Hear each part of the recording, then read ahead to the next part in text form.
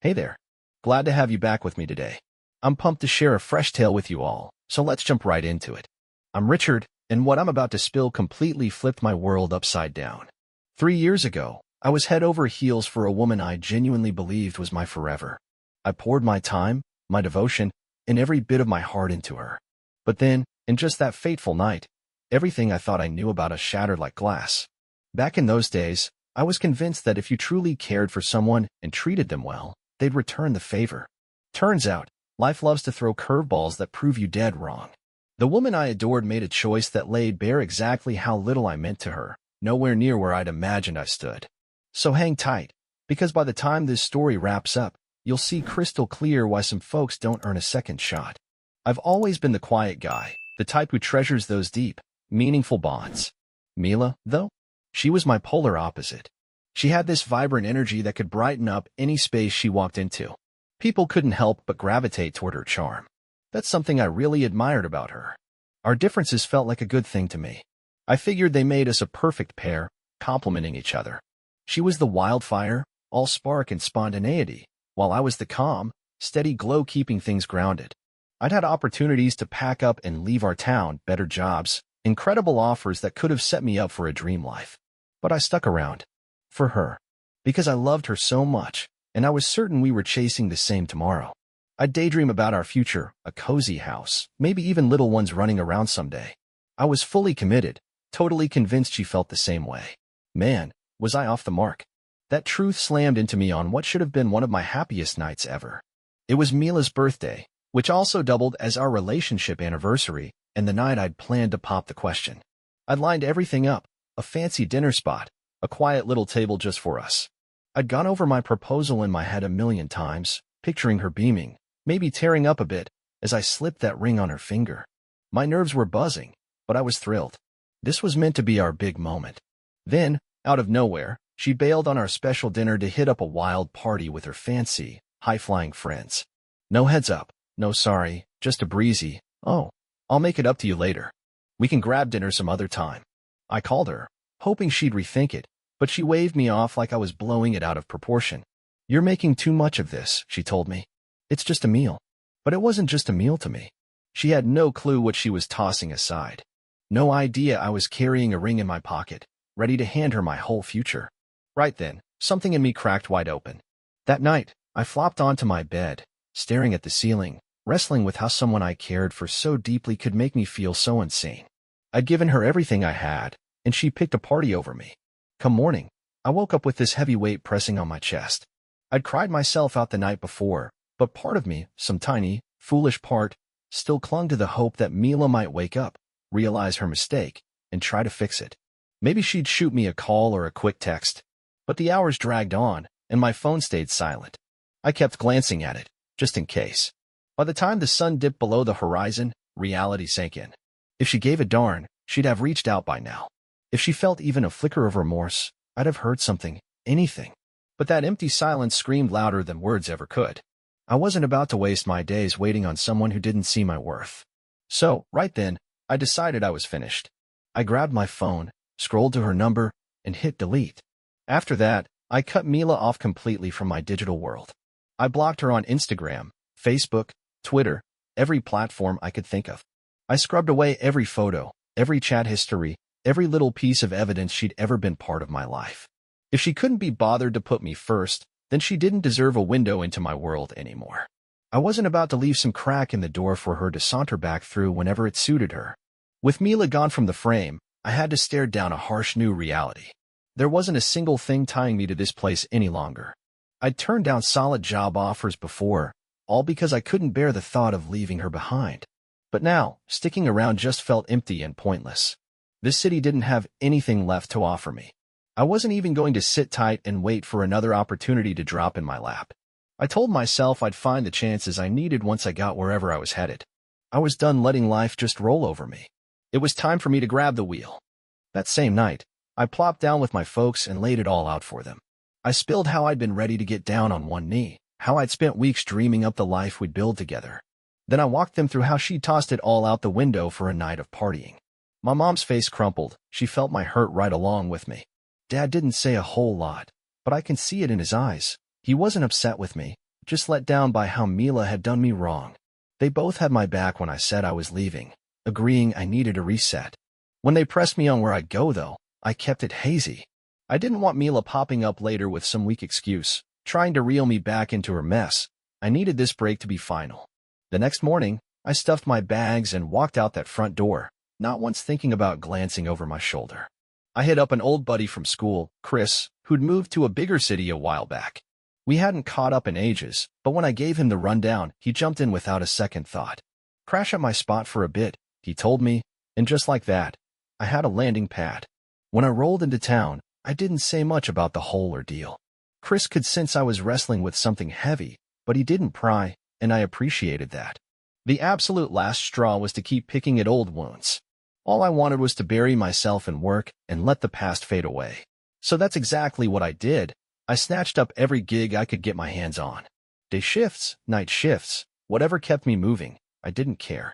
I hauled boxes in warehouses, ran deliveries around town, even tinkered with some freelance tech stuff when it came my way.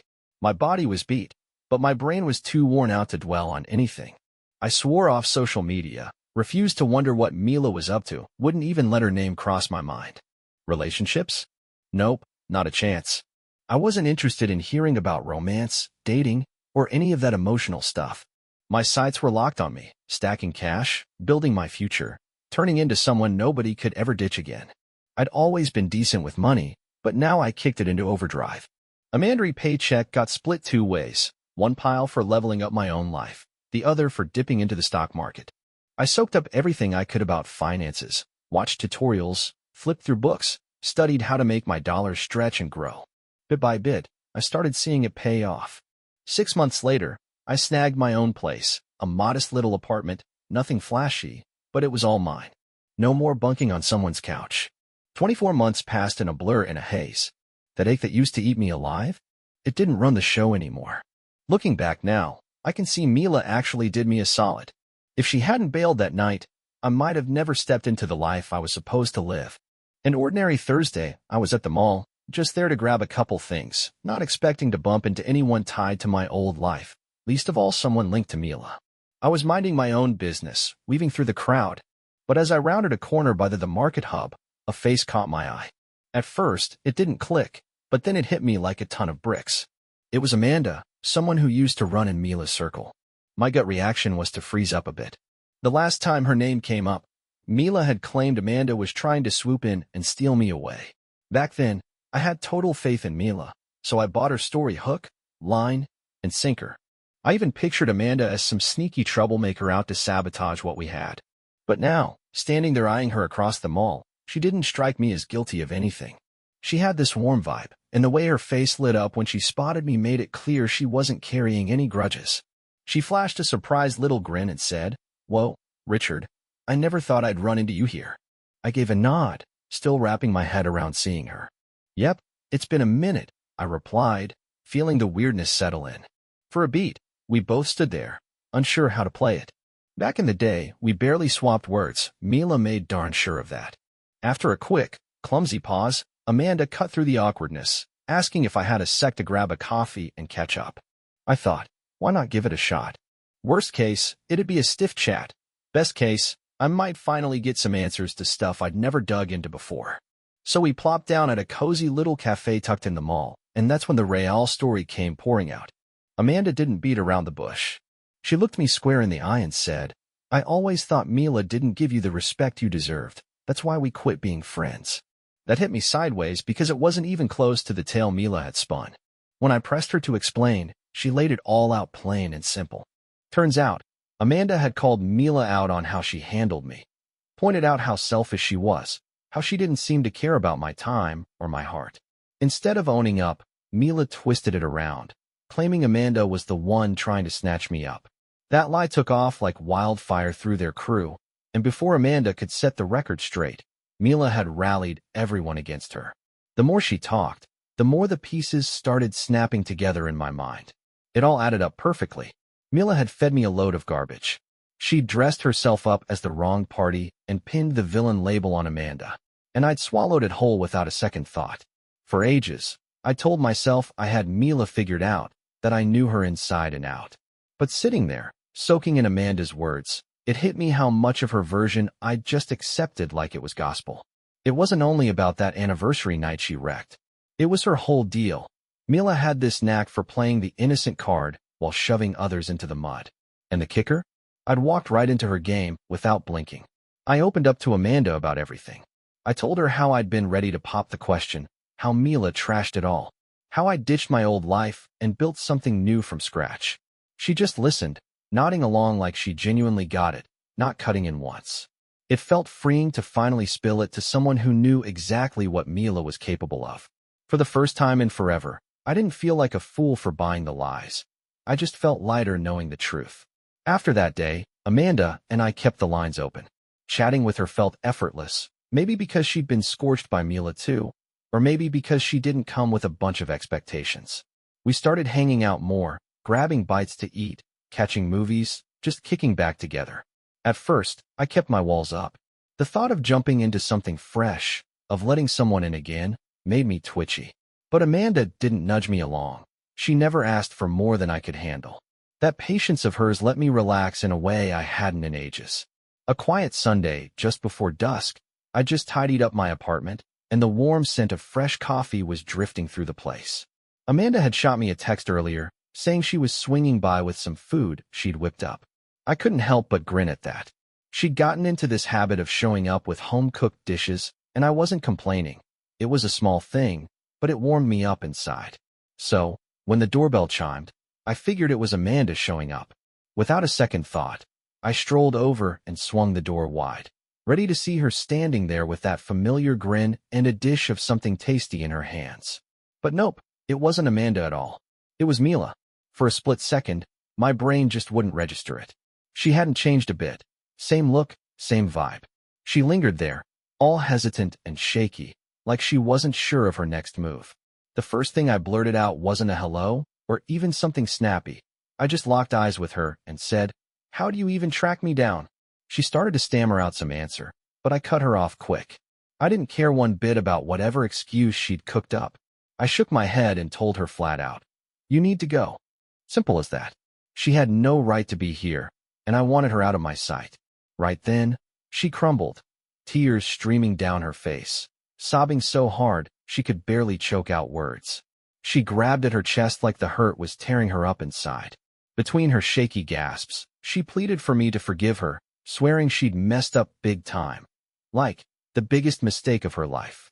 She owned up to it at last, admitted she'd treated me rotten, taken me for granted, and never should have let me slip away. She said her life had been a wreck ever since I vanished. Claimed nothing had gone right for her after I left. She peered up at me with those puffy, red eyes, hunting for any hint I might soften up.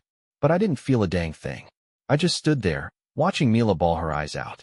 I'd played this scene in my head a million times, what I'd say if she ever showed her face again.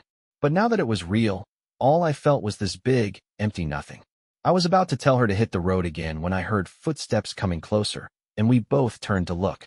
There was Amanda, climbing the steps with a container of her home-cooked goodness, her smile bright and easy as always. She looked downright glowing, such a stark difference from the sobbing wreck in front of me. Mila's breath caught in her throat the second she spotted Amanda, her teary eyes going wide like she couldn't believe it. I could almost hear her mind racing, putting it all together. I didn't waste a beat. I stepped up, wrapped Amanda in a quick hug, and planted a kiss on her cheek.